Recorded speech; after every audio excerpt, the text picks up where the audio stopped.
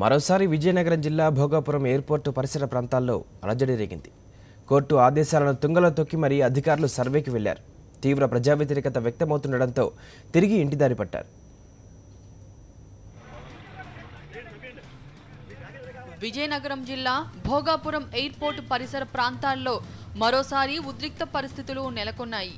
Court ఆదేశాలు బేఖాతరు చేసి మరీ అధికారులు భూముల్లో సర్వే కోసం వెళ్లారు. ఆందోళనల దృష్ట్యా ముందు జాగ్రత్తగా వందలాది మంది పోలీసులను వెంట తీసుకెళ్లారు. సర్వే కోసం వెళ్లిన ఆర్టీఓ శ్రీనివాసమూర్తి నేతృత్వంలోని రైట్స్ సంస్థ ప్రతినిధులను కౌలువాడ గ్రామస్తులు అడ్డుకున్నారు. దీంతో రంగంలోకి దిగిన పోలీసులు గ్రామస్తులకు సర్ది చెప్పే ప్రయత్నం చేశారు. ఈ క్రమంలో పోలీసులు గ్రామస్తులకు మధ్య తీవ్ర వాగ్వాదం చోటు చేసుకుంది. పంటలకు ఏ విధమైన నష్టం కలిగించవద్దని హైకోర్టు స్పష్టమైన హామీలిచ్చినా సర్వేకు రావడం ఏంటని అధికారులను గ్రామస్తులు నిలదీశారు. మహిళలైతే ఏకంగా తిట్టిపోశారు. మీ సొంత భూములు ఇవ్వాల్సి వస్తే తమ బాధేంటో తెలుస్తుందని ఆవేదన వ్యక్తం చేశారు. 90% ప్రజలు విమానాశ్రయ నిర్మాణాన్ని వ్యతిరేకిస్తున్నా పట్టించుకోని ప్రభుత్వం చివరకు కోర్టులపై కూడా గౌరవం లేకుండా ప్రవర్తిస్తోందని మండిపడ్డారు. ఈ రోజున 1% కూడా ఈ రోజున ఎయిర్పోర్ట్ భూములు ఇస్తామని చెప్పినటువంటి దాఖలాలు లేవు.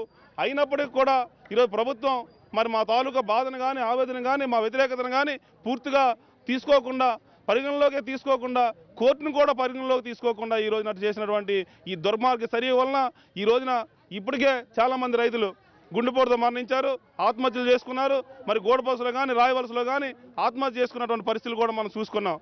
గవర్నమెంటు న్యాయస్థానాలు కూడా ధిక్కరించి రైతుల పక్షాన్ని న్యాయస్థానం ఒకసారి ఆలోచించి మీకు స్టేటస్ కో ఇస్తున్నాం, తదుపరి మీరు కౌంటర్ దాఖలు చేయండి, రైతులు అడిగిన ప్రశ్నలకు సమాధానం చెప్పండి అంటే ఈ రోజు కూడా జస్ట్ ఇప్పుడు 1 గంట వరకు కూడా హైకోర్టులోనే ఈ ప్రభుత్వం కౌంటర్ దాఖలు చేయలేకపోయింది.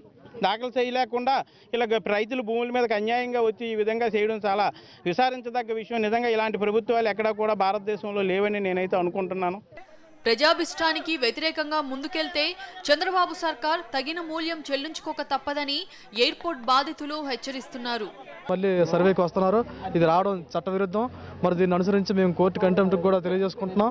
దీన్ని ఉద్దేశించి ఈ తెలుగుదేశం ప్రభుత్వం చేస్తున్నటువంటి అన్యాయంగా ఈ గ్రామాల్లో ఉన్నటువంటి రైతులందరినీ తరలించడం చాలా బాధాకరమైన విషయం.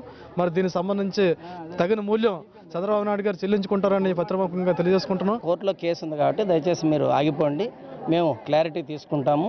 ఆ తర్వాతనే మీరు సర్వేకి వద్దరు, అవసరమైతే రేపు ఒక పూట మాతో కూడా మీరు మాట్లాడిన తర్వాత సర్వేకి రండి అన్నారు.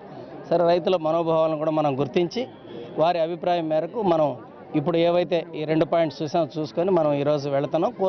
మరోవైపు ఉన్నతాధికారుల ఆదేశాల మేరకే తాము గ్రామాల్లోకి సర్వే కోసం వచ్చామన్న ఆర్డీఓ కోర్టు తీర్పుకు వ్యతిరేకంగా వ్యవహరించడం లేదని చెప్పుకొచ్చారు.